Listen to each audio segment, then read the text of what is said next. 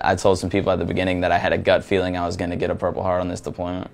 They laughed and they said I was a ribbon chaser, that I wanted to just get shot in the knee or something and get out. And I had a feeling something was going to happen.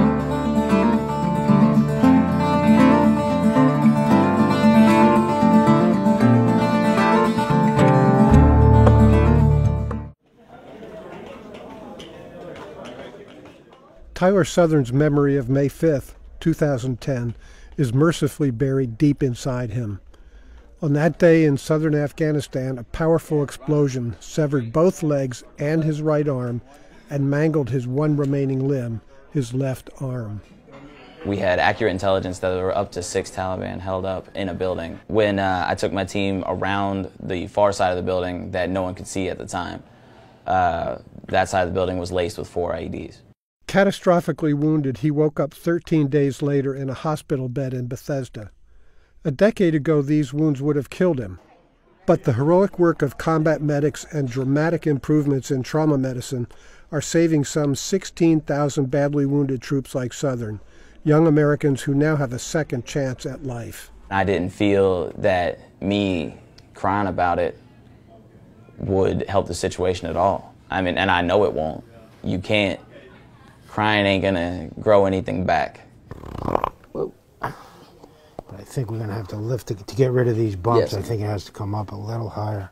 It is said that U.S. military doctors, nurses, and prosthetics engineers are the best in the world.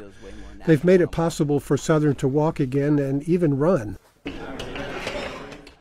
But it's physically demanding and requires constant workouts to build his torso muscles. His upbeat attitude toward life is infectious. I'm chronically happy. It's kind of hard to get me off the happy horse. I just kind of take it all in stride and keep going. Folks in his hometown of Jacksonville, Florida, met his homecoming with a parade of 100 motorcycles. That meant a lot to Southern, a Harley-Davidson fanatic. While Southern was recuperating, a casual high school friend came to visit. Ashley Stati stayed on as his caregiver. They fell in love, and in July they were married in Jacksonville, Florida, in a gala celebration sponsored by a local television station. The fact that she's able to deal with me well enough to say that she'll marry me is something big, so I'm excited to just, take that next step.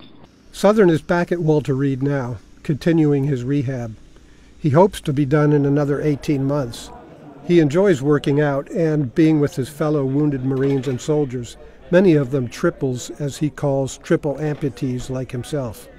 Being around fellow Marines or soldiers, sailors, airmen, whoever here is hurt, who are going through the same thing you are, is great therapy. That's good medicine right there. Just having someone hey man, how do you do this? Go talk to another triple about how he does a certain workout. Southern's got big plans for the future and a lot of determination. I'm looking either go into public affairs for the Marine Corps, and the schoolhouse is in Fort Meade. I plan on doing 16 more years in the Marine Corps because I told my dad I'd do 20. I'm not going to let something like this stop me.